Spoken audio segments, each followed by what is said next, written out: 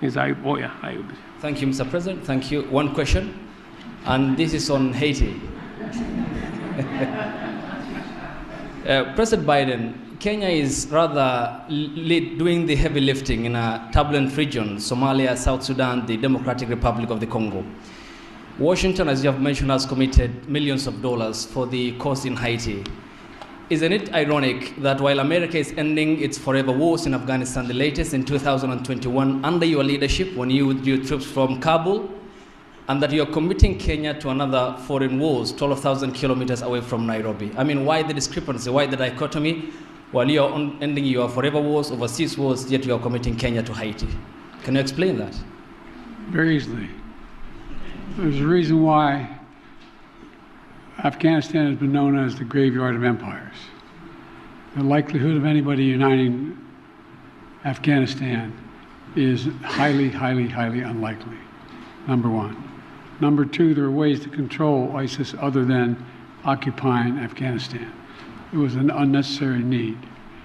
Now, with regard to Haiti, Haiti is in an area of the Caribbean that is very volatile. There's a lot going on in this hemisphere, and we're in a situation where we want to do all we can without us looking like America once again is stepping over and deciding this is what must be done. Haitians are looking for help, as well as the folks in the Caribbean are looking for help. And so we checked out with a number of other countries. The one who stepped up was Haiti. We committed to provide the wherewithal, the intelligence and equipment and the like to Haiti. And so it's a logical thing. And you have a first-rate capability, and you keep your word. That's an important dynamic. I agree with President Biden that Kenya's participation in Haiti is not so much about what happened in the past. It's about what we believe in, the peace and security of humanity. And we don't find that the U.S. is committing Kenya because the U.S. cannot commit Kenya. I am the president of Kenya. It's me to make that decision. And it's the people of Kenya to commit their own troops using their own structures. We've gone through the processes in Kenya. Parliament has approved. We have a clear mandate. We have a clear framework. And it is us, the people of Kenya, who made this decision in the interest of serving peace and stability as a responsible global citizen and understanding that insecurity, instability anywhere is insecurity and instability everywhere. And by the way, you implied that we weren't doing anything anywhere else. Well, we're kind of occupied around the world, but we're also engaged in Congo, in the neighborhood. And, we're going to continue to help alleviate human suffering there. The United States is the largest humanitarian donor, providing $375 million in humanitarian funding just this year, including support for more than 6 million displaced people from the DRC.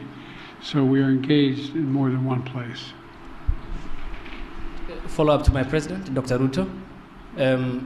You said that Kenya is committed, and in your Carter speech in Atlanta, you said it's based on humanitarianism, helping Haiti out.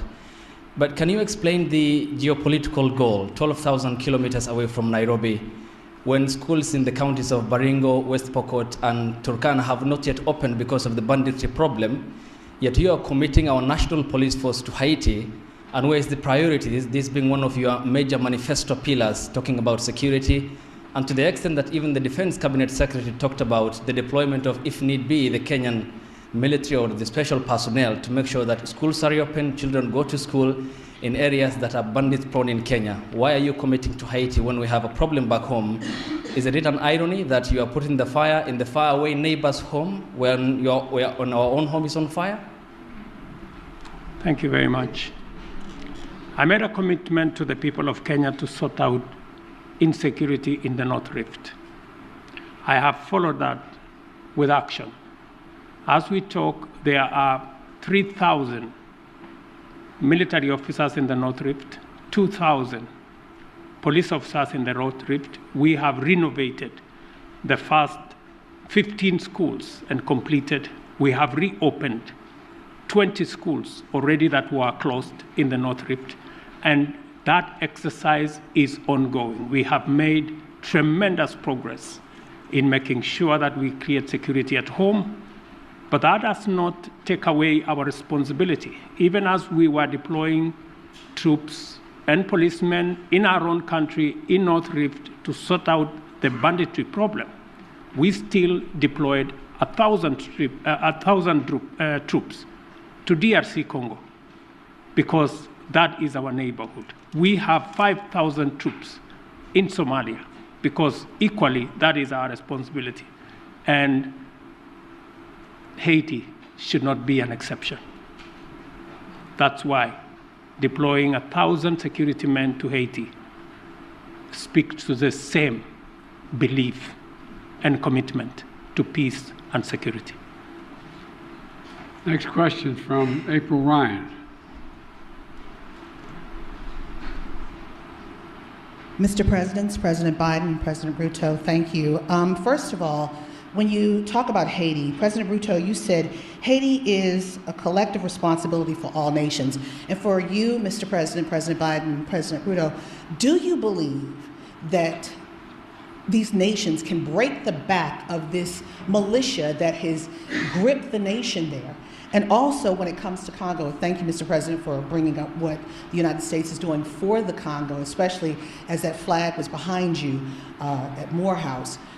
Mr. President, could you tell me what the African Union is doing, as well as Kenya is doing, when it comes to the humanitarian crisis in the Congo? Thank you. What was my question? Sir, your question was Haiti. Can the United States and Kenya, or the nations collectively, break the backs of this coordinated militia that has the grips of the nation? That nation. Thank you. Yes.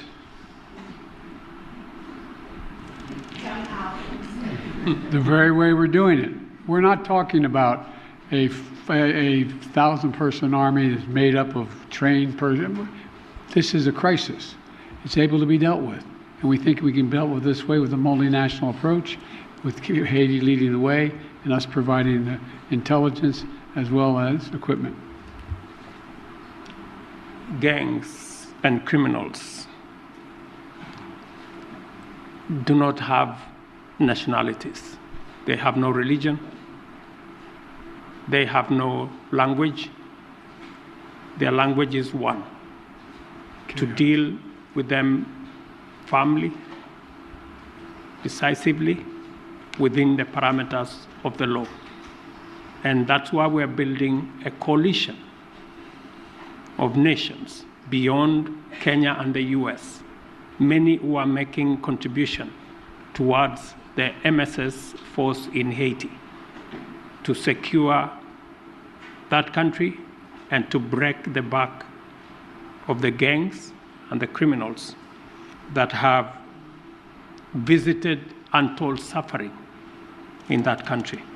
On DRC, the AU, the East African Community, and Kenya are seized with that matter. I've just told you that Kenya had 1,000 troops in Haiti. We now have another 800, not in Haiti, but in DRC. We now have another 800 troops from SADC. We are going to be having a meeting of the East African Community. I did send my my foreign minister to Kinshasa.